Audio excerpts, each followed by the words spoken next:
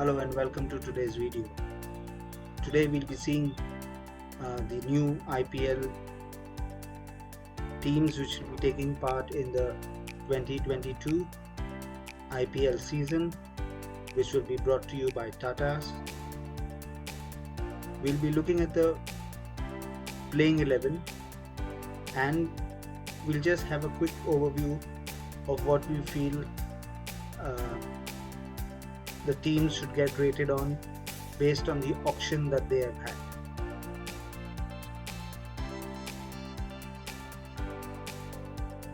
The first team that we would like to look at would be RCB. Royal Challengers Bangalore was a very compact team. In the auction, they have made some really good progress. They had originally retained Virat Kohli, Glenn Maxwell and Mohammad Siraj. They have now gone in for a number of stars and some young players as well. Unlike the RCB side of the past, this is one squad where the bowling has greater balance than the batting. Looking at Hazelwood, Shiraz and Harshal, they bring different dimensions to the RCB seam attack, and it's complemented by the ever improving Hasharanga,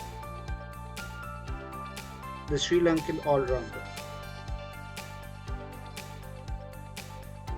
He does come with a weight of quite a huge amount of money, and he will have a big role to play in this side. And one of the roles will be a middle over strike bowler, taking over from the reliable Chahal, who was there last season for RCB. Shahbaz, Lomror and Maxwell will add to the spin variant. Kohli and Faf are a solid rather than a spectacular praising at the top order, but both are susceptible to away spin at the start of the innings. Maxwell will be expected to play the role of spin hitter, which he did an amazing job last season. Rawat and Lomror on either side of Maxwell will be something that the RCB will be hoping for, which will deliver in the middle overs. RCB's big strength in the depth over batting was a dominating presence of AB de Villiers, and since he is not available this season, RCB may look a little weak in that particular department. Having said that, we predict that RCB has had a good auction compared to a lot of other teams. We would rate them an 8 out of 10. And considering the other teams, 8 is a very good number,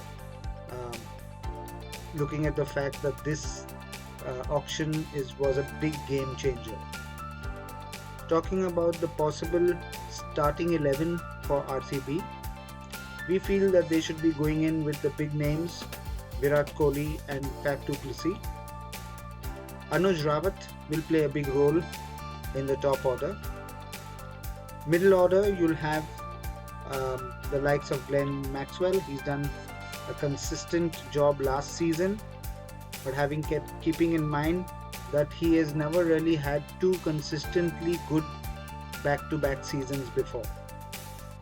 We could also see the likes of Dinesh Karthik, Shahbaz Ahmed and Lomror in the middle order, and RCB will be depending on them to take them through. Harshal has showed that he could bat as well, but last season as a bowler he was outstanding. Mohammad Siraj has also shown a lot of consistency and a lot of promise, along with the two foreign players, which I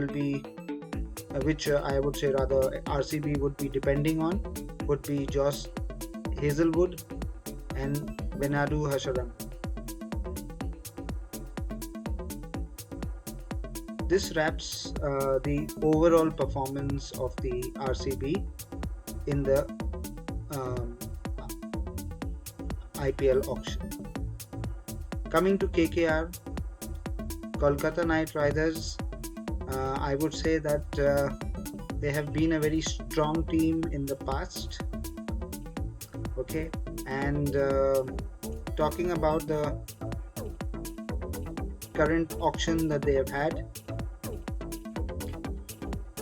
I see that KKR too have retained their core from their matches in the final last season, but the top order lacks the dynamics from last year with Rahul Tripathi missing.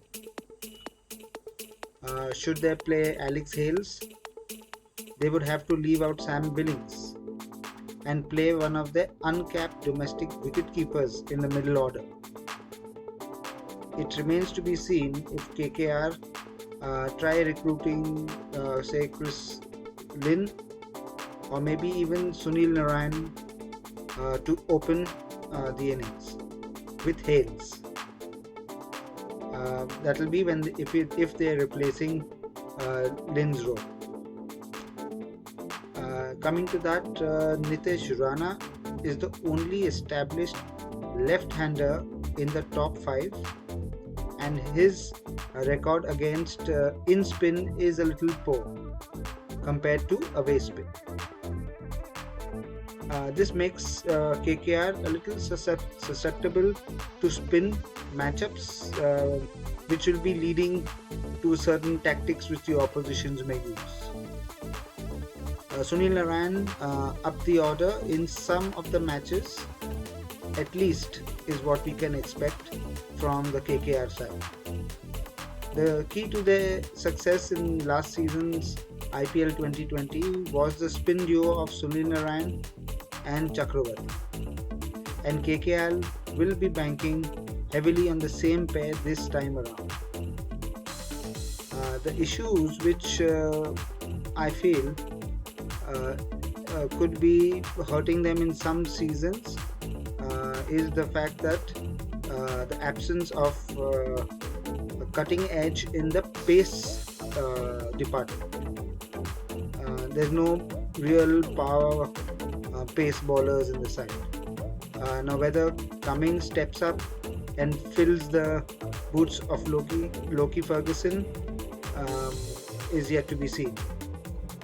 Fitness related issues to their core players like Sunil Narayan, Andre Russell and even Chakravarti for that matter could be a cause of concern for the KKR team, and I don't think they have the kind of replacements for the players that may be a little more injured at times. So having said that, I feel KKR has done a pretty decent job in the auction.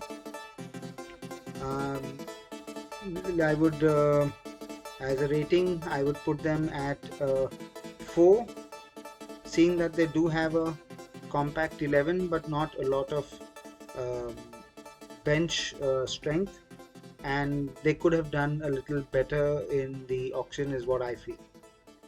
Talking about the possible starting 11, I'm sure they'll be going in with maybe Venkatesh Iyer and Ajinkya Rahane, Shreyas Iyer to follow, Nitesh Rana. I think then is when these top 4 is where the compact Indian batters are concerned. I feel they should be going in for Sam Billings and Andre Russell for the power hitting middle overs. Shivam Mavi, Pat Cummins can do that role as well, and I think they would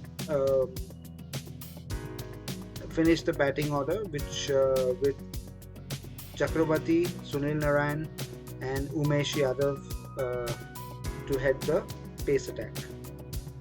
Sunil Narayan, of course, as I spoke in the video earlier, that there are times that he could come as an opener as well, depending on the strategy that KKR would be looking to use in the upcoming 2022 season. Moving on to Punjab Kings. Punjab Kings, I personally feel, was one of those teams which needed a big upgrade, because they have just had 2 playoff appearances in 14 seasons. So even with big names in their side over those last seasons, they have not really had the kind of impact that the side should have been having. Punjab was a side that badly needed a reset, and therefore they have stepped up, is what I feel. The personal picks allowed them to minimize boundary hitting. I think with Mayank and Dhawan, they offer us solidity and consistency at the top order, and both are excellent players of spin bowling. So this is a big bonus, and this is one of the reasons I feel Punjab has done a very good job. They would aim to set the platform for the rest of the middle order to explore. Bradshaw, Livingston, Shahrukh and Smith. The side has the potential to be the best 6 hitting side of the season, because they have some big power hitters in the middle. The overseas backup in the form of Bhanuka, Benny and Nathan, they all offer the same kind of power hitting, and therefore this becomes very important for the side, and it backs up the Indian players that are there in the side. So I think they've got this balance very nice. The bowling attack though lacks a little of batting, if I would say so, because Rabada will be expected to do the heavy lifting with Rahul Chahar, where the bowling pace department is concerned. As a lead middle overs wicket taker option, Arshdeep, Porel and even Odin Smith are promising, and Punjab would need one of them to step up, without which a good job done by the batters could be undone if that balance is not found in the team.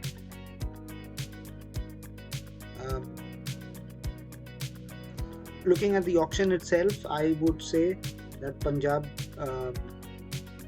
has got a very good side this season, and they stand a good chance. I would rate them as maybe one of the highest ratings, 9 out of 10, when it comes to pure performance in the auctions itself, because I find that this is a team which has actually found a very good balance in the side. Talking about the side, the possible starting 11, I feel could be Shikhar Dhawan and Johnny Bradshaw opening the innings, with big support from Mayank Agarwal, Liam Livingston, Shah Rukh Khan, Raja Bawa, and Oren Smith. In bowling, I think Arshdeep Singh, Kigzo Rabada, Rahul Chahar and Sandeep Sharma should wrap up the playing 11 for Kings Punjab.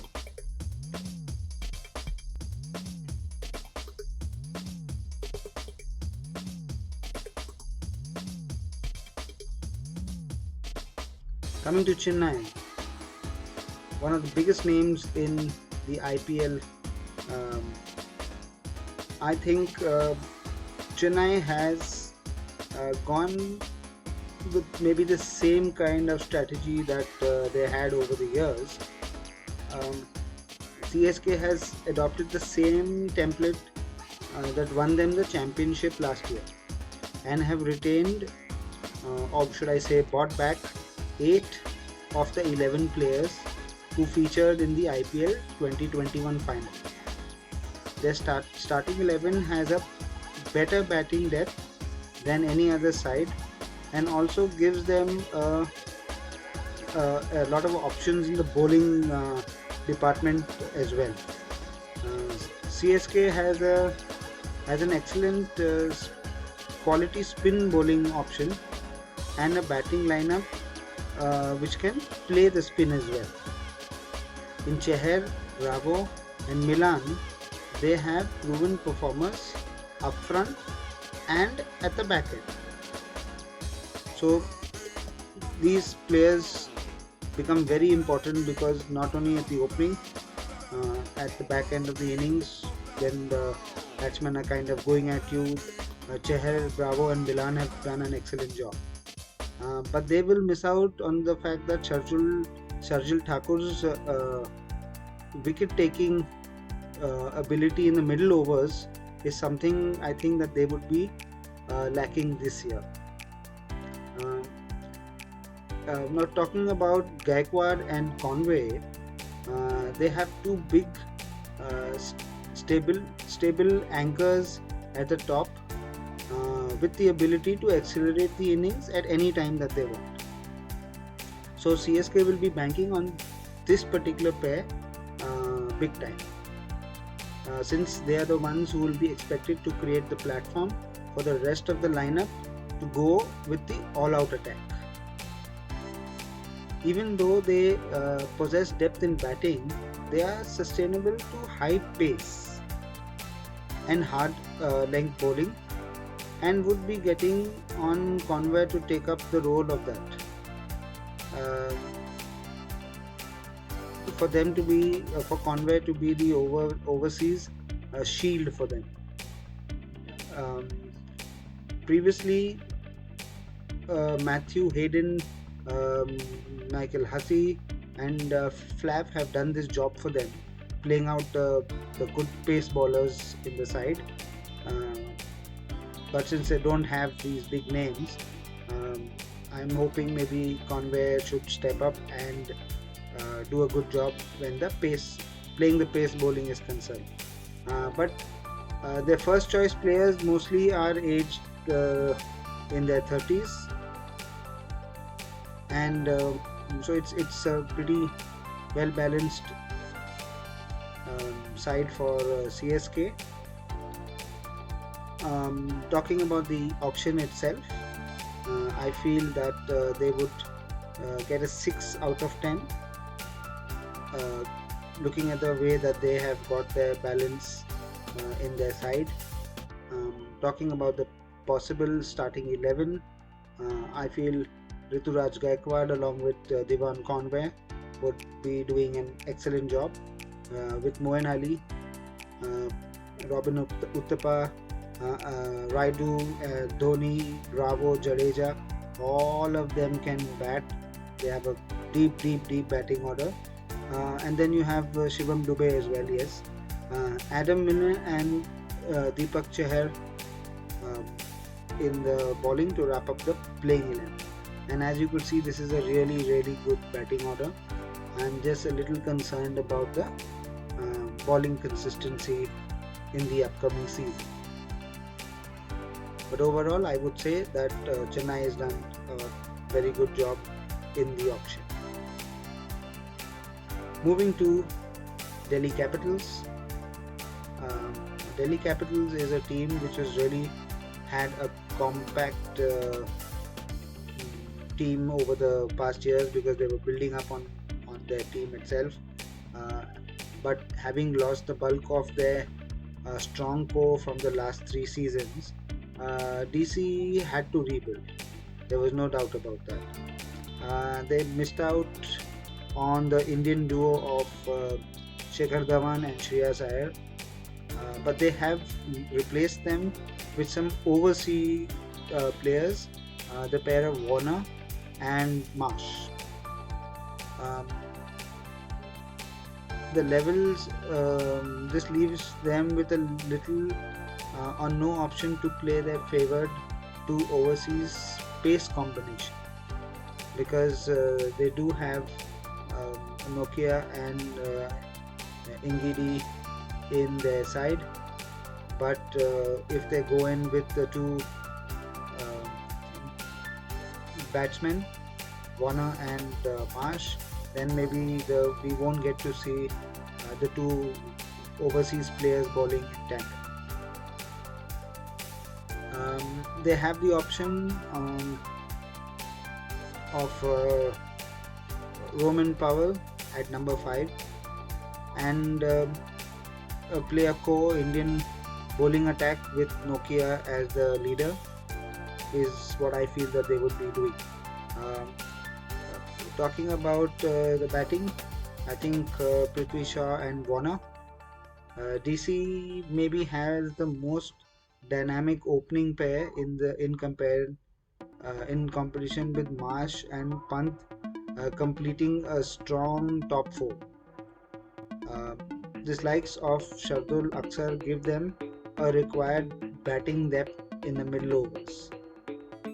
Striking up front with the ball in the power play will be a cause of concern for Delhi, as none of their pacers are genuinely new fast wicket taking bowlers. The form of maybe Kuldeep Yadav will be another area of concern for Delhi, because he's the only other wrist spinner at the disposal apart from the uncapped Praveen Dubey. Marsh has been injury prone, which casts doubts over his bowling abilities, which means that Powell is the only other candidate for the 6th bowling slot, leaving them in a little room for error as far as the main bowling options are concerned. So, and this is one of the reasons I feel Delhi has missed out a little, although their playing 11 will look really solid, but it really depends upon the fitness levels and the overall backup strength of the team. I would definitely give them a high rating of 7 in the way that they went around on the auctions and the players that they were able to pick up. Talking about the probable starting 11, as I said, Prithvi Shaw, David Warner should be opening for them. You then have Mitch Marsh, Rishabh Pant, Roman Powell, Akshar Patel, Sarfraz Khan, Shardul Thakur, all of them can bat. And then of course Chetan Sikaria, Nokia and Yadav completing the playing 11 for the Delhi side. So I'm looking forward to seeing how well the Delhi team does in the 2022 season. Coming to Rajasthan Royals. Now, Rajasthan Royals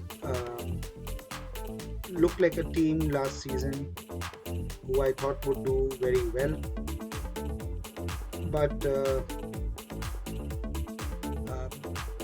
I would say RR started off very well on the first day, and but they had a kind of an average second day at the auctions. Butler and Jaiswal are a dynamic pairing at the top of the order, while Samson and Hetmeyer are a punishing duo in the death overs. Talking about bowling, Bolt and Chahar provide quality wicket-taking options in the power play and middle overs, complemented by the defensive skill of Ashwin and the pace and bounce of Prasad Krishna. So So these four, I think, are going to create a lot of problems for the opposition. Like their squad last year, their batters prefer pace and are a little vulnerable to quality spin bowling. Particle does have a good stability against spin, but he lacks the dynamics in the middle overs, but has the potential to turn it around in the course of time. The side lacks the balance. None of their bowlers are boundary hitters. They leave them with, I would say, a rather long tail. The combination of Nisham and Parag are their sixth bowler option, leaves them with a distinctly weak spot in their bowling attack. Bowling in death overs is another problem area for the team, because I feel that they don't have that kind of consistency. Right now, I would say Obid McCoy is the most suitable for the phase, but getting him into the playing 11 would mean that somebody else would have to sit, and that's the reason they could find some trouble when it comes to the bowling attack. Otherwise, I would say they have done a good job. They have a decently strong batting lineup and some really good bowlers in their side. So I think they've got the balance right. I still would say I'm not too sure about the bench strength that they have, but I would definitely give them a 7 out of 10, the way they have approached the auctions this year. The possible starting 11 would be Devdutt Padikkal and George Butler opening. Maybe even Jaiswal could be one of the options that could go up the order, but since he's a little young, maybe they could bring him in between. Then of course you have Sanju Samson and Hitmaya. You have Ryan Parag, Jimmy Nisham, Chahal, Ashwin, Prashad Krishna, and of course the ever so famous Trent Bolt. And I feel this is the 11 that the team should be going in for. So I'm looking forward to seeing them doing well in this upcoming IPL season. We now move on to the Maharashtra favourites, Mumbai Indians. Talking about Mumbai Indians, I think it was always going to be very tough for them to recreate the successful 2019-2020 set of players that they have, because they've already let go of the likes of Kishan and the Pandey brothers. While they are looking good, since they have picked up some nice overseas players, but the Indian core is not up to the mark as it was in the best part of the last decade. Now Kishan is likely to play the hitter role at the top in the absence of any hard-hitting overseas openers. The strength of the team is the batting. The top three comprise of Rohit Sharma, Ishan Kishan, and Surya Kumar Yadav. And the finishers, they've got some big names as well. So you have Pollard, Tim David, Sams, and Fabian Allen. And they can do some bowling as well. The fact that they've picked Jeffrey Archer, we'll be looking forward to him maybe bowling with Bumrah, but for obvious injury reasons, I don't think we'll be seeing it in the 2022 season. But 2023 can be really very promising, where we can see Archer and Bumrah bowling in the same side. This season, Bumrah will be supported by the likes of Mills and Meredith, making them one of the quickest attacks in the competition because these three can really bowl fast.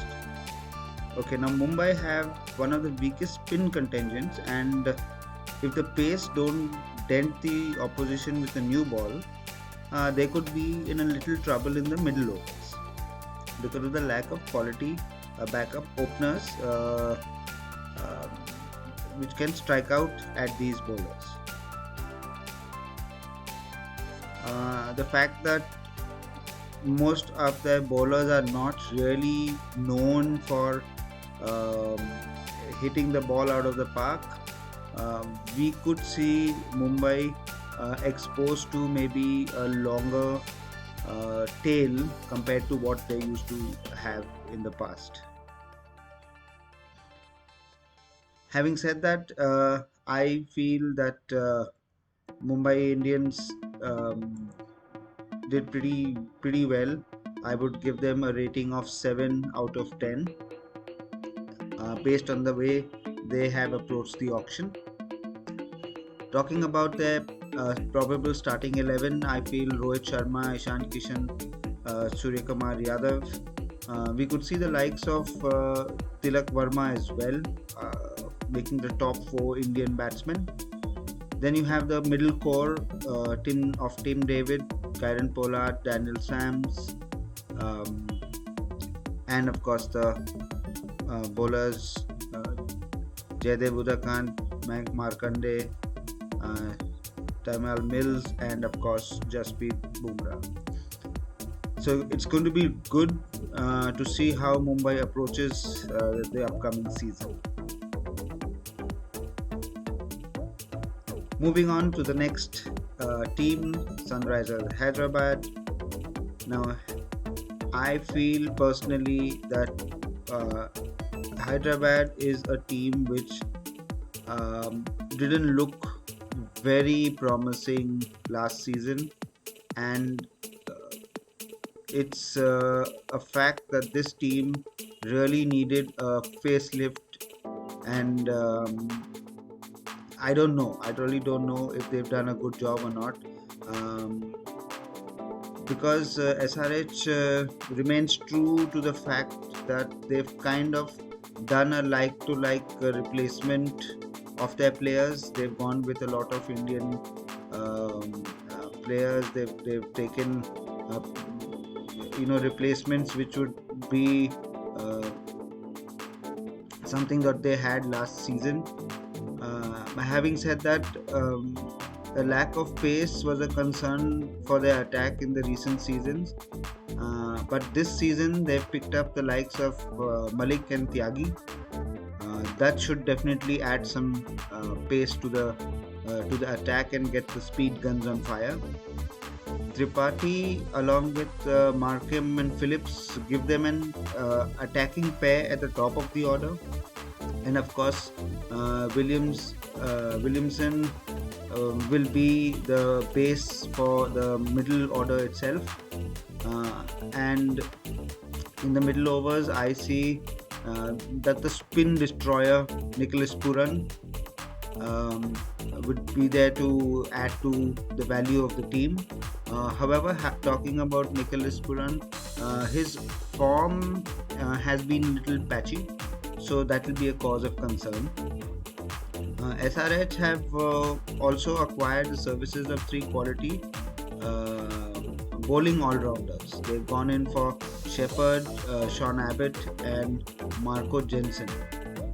So they've tried to address the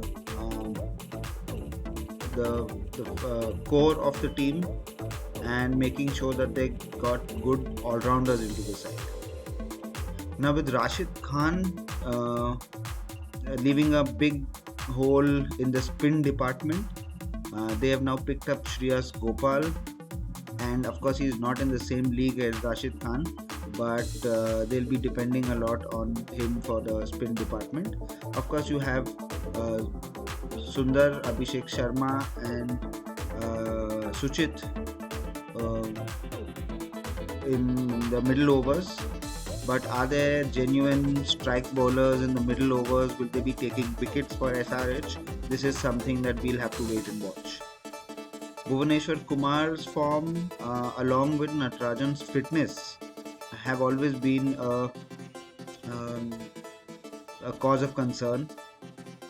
Uh, Talking about Shepherd, he also leaks runs in the middle overs. So these are factors that SRH will have to work on. And if Bhuvaneshwar Kumar, Natarajan, and Shepherd are not up to the mark, it will be leaving a lot of pressure on the youngsters. Uh, to be very precise, Malik and Tyagi, because it'll be then completely depending. SRH will be completely depending on these youngsters to give them the results. Talking about the way that they have actually approached the auctions, I feel that they deserve a rating of 4 out of 10, because if you see the first 11, I think they've done a decent job, but when it comes to talk about the bench strength, I don't think they have much to fall back on in case they have any fitness related issues or anyone going out of form. Talking about the possible starting 11, we'll definitely see Rahul Tripathi on the top, and then you have a whole lot of overseas players in the form of Adrian Markham, Nicholas Puran, and Kane Williamson. They'll be the backbone of the batting. Then, of course, a lot of support from Washington Sundar, Abdul Samad, Abhishek Sharma, Umar Malik, Romeo Shepherd, Bhuvaneshwar Kumar, and of course T. Natarajan. So I think they're going to do well if they're able to keep up their fitnesses, and with a think tank, I'm sure that they'll be looking to improve on their past seasons. Coming to the newcomers, Lucknow Super Kings. Now, Lucknow Super Kings have been very impressive when it comes to the way that they have approached the overall IPL, the way that they've prepared for this auction, and of course the way that they've gone about selecting their players. Despite being new, Lucknow managed to forge a good Indian core and some really good overseas purchases as well. And they seem to me as the most balanced squad in the upcoming IPL. They have a mix of batters who can play spin as well as pace, and they have an equal balance of attacking and strike rotating players as well. And that is why I feel that they are going to be the most dangerous team in the upcoming IPL. The starting 11 has depth in batting with the option within the top 7, and they can bowl as well. So the pace attack is a little varied, and the bowlers often value at multiple phases in the innings. But I think with the likes of Rahul to play it safe, combined with Manish Pandey, I think they should do a very good job. Now, especially in slow tracks against quality spin attacks, Mark Wood, the team in general should do well. Talking about Mark Wood, the fitness that we've seen of last season, I think could be a cause of concern. But in general, I think they have actually put up not only a good starting 11, but they've got a whole lot of good players which can be as their main core backup. So I give them a very high rating of 8 out of 10. The way that they have approached this IPL, the selections that they have made, I think they should be one of the teams to look out for in the upcoming IPL. The starting 11, as I was referring to, you have the likes of KL Rahul, Quinton de Kock, Evan Lewis, Manish Pandey, Marcus Stoinis, Jason Holder, who's currently in terrific form. He's been a match winner again and again and again with the bat and with the ball. Then you have, of course, Kunal Pandey, K. Gautam, Ravi Bishnoi, Avesh Khan, and Shahbaz Nadeem, and they're all going to, be very good on the field. So I'm looking forward to seeing this team perform, and I'm looking forward to the way they approach this particular upcoming IPL. Another new team in the mix, the Gujarat Titans.